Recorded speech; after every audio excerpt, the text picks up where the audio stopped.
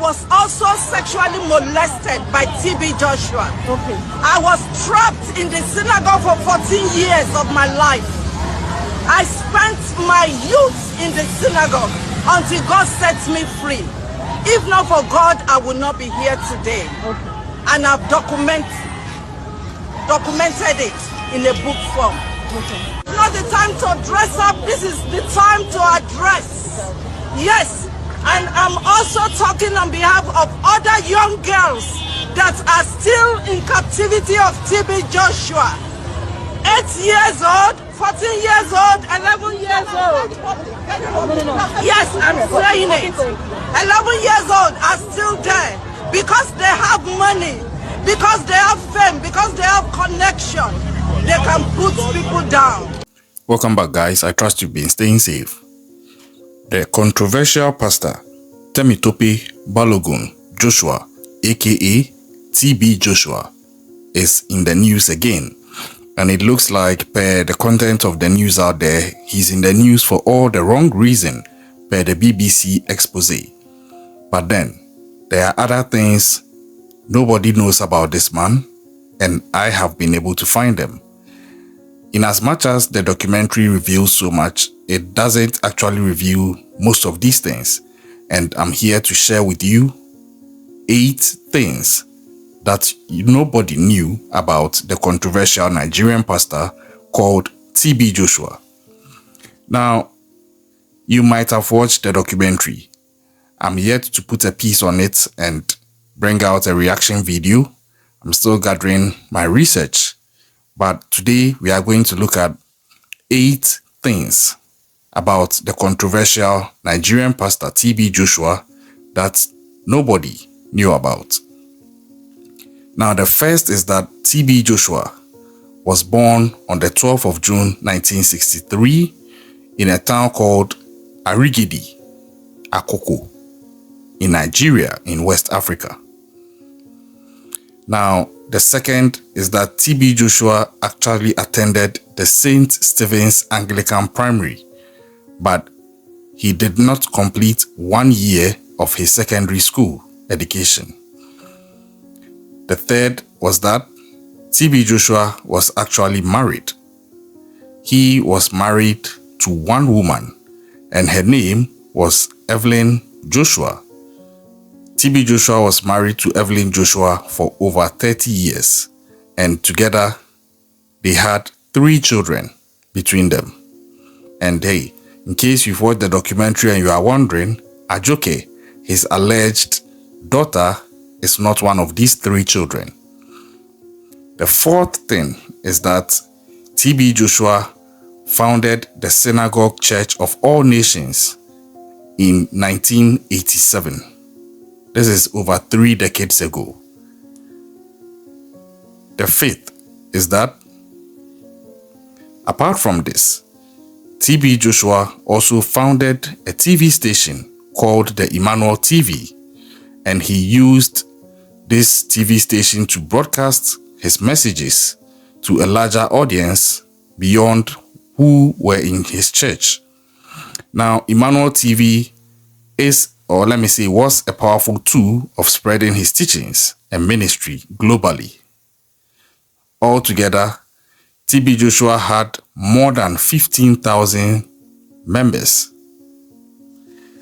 TB Joshua, currently in the news for performing fake miracles and all, in the news for orchestrating atrocities against women, and also in the news for doing so many seemingly evil things. Although, like I said, I'm yet to react to it.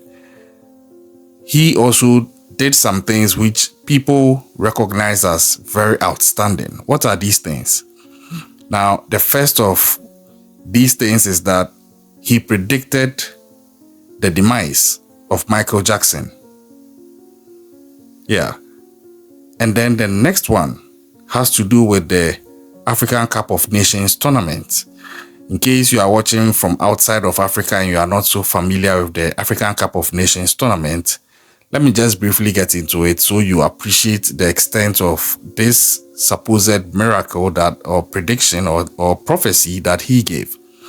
So the African Cup of Nations It's like the Euros. Yeah. So it's like the Euros. It's a tournament for African countries to sort of decide which country rules the continent of Africa in football. Yeah. And in 2012, Prophet TB Joshua was able to predict the country that was going to win this African Cup of Nations tournament.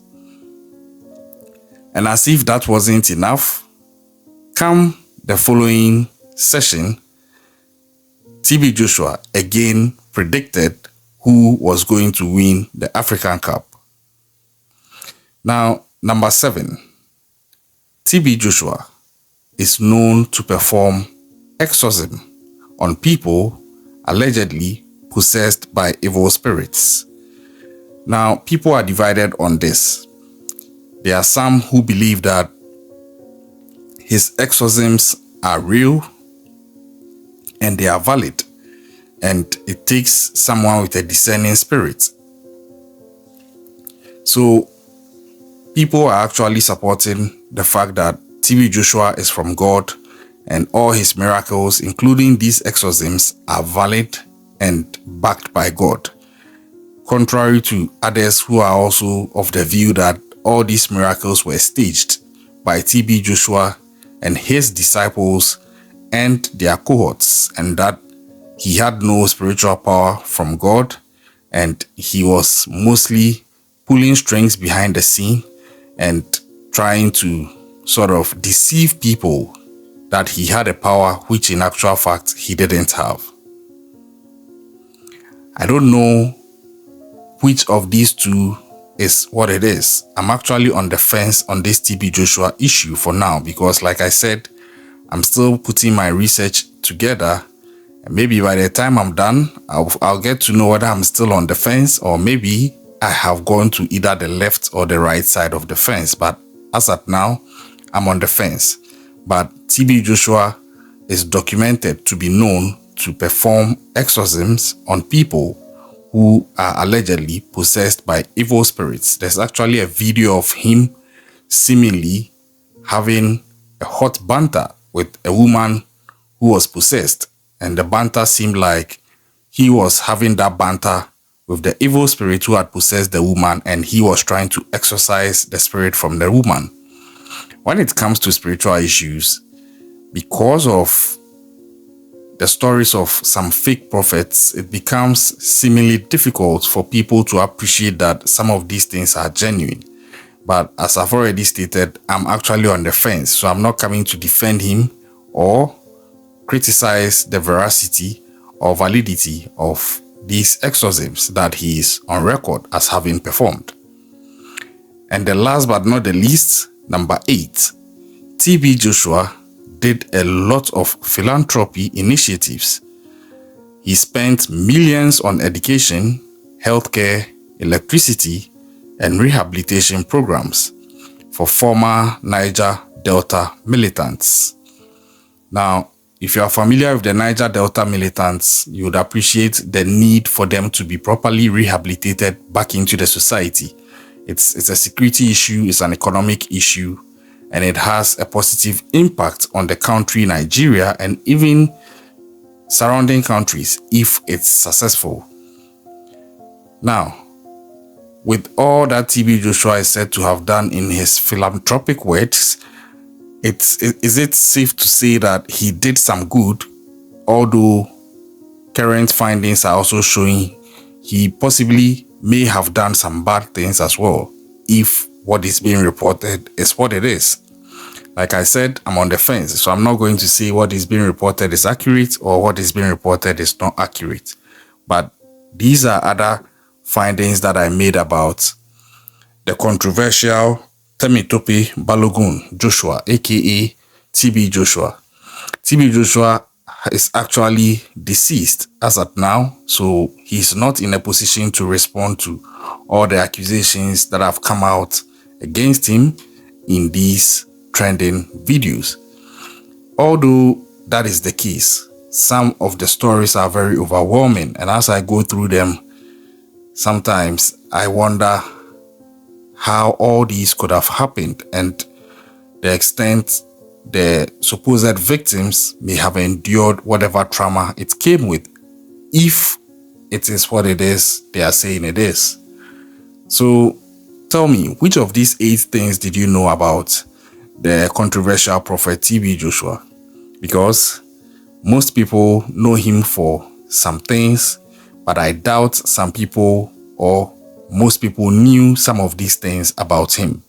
What else do you know about him that I didn't mention here? You can let me know in the comment section. And if you've watched the documentary, let's have a discussion in the comment section. What do you think about the contents of that documentary?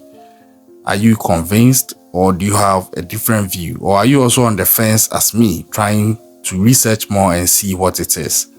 Some people are saying it's a one-sided finding because the person is deceased and he's not here to respond to it. Do you agree with that, or you have a different opinion? Because some are also saying that the truth is the truth. Even if the person is not around to respond to it, it doesn't mean the truth should be ignored. Which of these do you subscribe to?